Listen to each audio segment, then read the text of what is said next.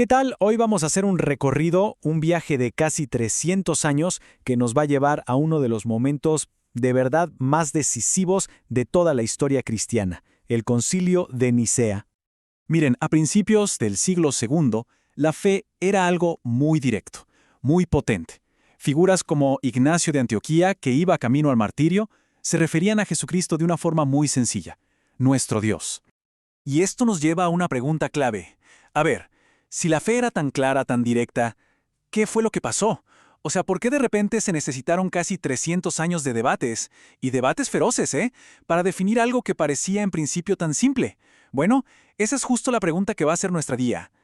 Para encontrar la respuesta tenemos que retroceder hasta el principio, volver a la fe de la Iglesia inmediatamente después de los apóstoles. Una fe que, digamos, se sentía más de lo que se definía con palabras. Es que en ese entonces la fe se basaba más que nada en la adoración, en la experiencia real y transformadora del Cristo resucitado.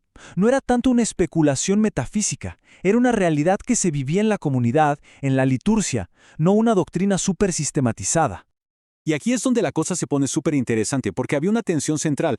Por un lado, un compromiso absoluto con el único Dios de Israel, el Shema, y al mismo tiempo la adoración a Jesús con títulos divinos como Señor, Creador, Salvador. Para ellos, ojo, eso no era una contradicción, sino que era el mismísimo corazón del misterio que se les había revelado. Pero, claro, esta fe que se vivía tan intensamente en comunidad, muy pronto tuvo que salir a explicarse a un mundo que no compartía su experiencia. Y para lograrlo, tuvo que aprender, por así decirlo, un nuevo idioma, el de la filosofía griega. Para poder defender su fe, los apologistas cristianos, gente como Justino Mártir, tomaron prestado un concepto griego que estaba muy de moda, el logos, y lo usaron para reformular quién era Jesús, de una manera que sus contemporáneos paganos pudieran, al menos, empezar a entender. El tema es que esta solución, que parecía brillante, trajo consigo un problema totalmente nuevo. Creó una especie de jerarquía dentro de la misma deidad, donde el Hijo pasaba a ser un ser divino, pero derivado, secundario.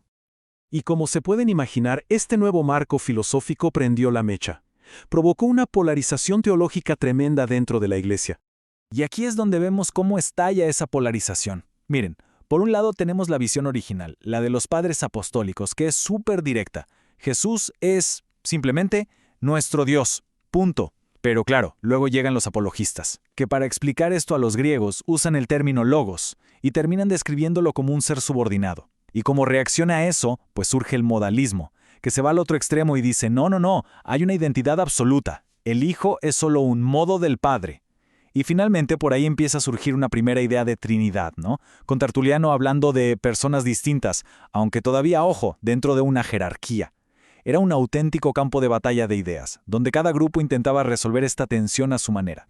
Bueno, este debate que llevaba ya mucho tiempo cocinándose a fuego lento, finalmente explotó. Y lo hizo en Alejandría, llevando esta idea de la subordinación hasta su límite más extremo. Y el que la llevó hasta ahí fue un presbítero llamado Arrio. Él usó una lógica implacable. Si el Hijo fue engendrado, entonces tuvo que haber tenido un principio, no hay de otra. Y su conclusión se resumió en una frase que, literalmente, incendió el mundo cristiano. Hubo un tiempo en que Él no era. Lo que Arrio estaba diciendo básicamente es que el Hijo no era Dios eterno, sino la primera y más grande de todas las criaturas, una criatura creada de la nada. Y entonces apareció un diácono, Atanasio, y de una forma realmente brillante le dio un giro de 180 grados al debate. Lo sacó del terreno de la filosofía pura para llevarlo a algo mucho más central, la lógica de la salvación. Su argumento era tan simple como profundo. A ver, solo el verdadero creador puede salvar y, como decían ellos, deificar a la creación. Una criatura no puede salvar a otra criatura, es imposible. La cosa es que esta disputa teológica se hizo tan grande, tan masiva, que empezó a amenazar la unidad política del Imperio Romano, que acababa de ser unificado. Y así llegamos al año 325. El emperador Constantino, preocupado, convoca un concilio en la ciudad de Nicea. Y seamos claros, su principal motivación no era la pureza teológica, era la paz de su imperio. Y ya en el concilio, los bandos estaban muy bien definidos. Por un lado, los arrianos puros y duros. Por otro lado, los antiarrianos, con Atanasio a la cabeza. Y en medio, un grupo enorme, la mayoría de obispos que eran moderados y que se sentían súper incómodos con los dos extremos, pero sobre todo con el uso de todo este lenguaje filosófico que no estaba en la Biblia.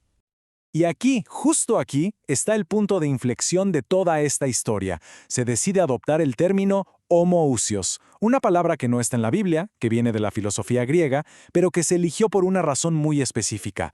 Era tan precisa, tan inequívoca, que los arrianos no podían reinterpretarla a su favor. Era un cerrojo teológico. Pero, en contra de lo que esperaba Constantino, Nicea no fue para nada el final del debate.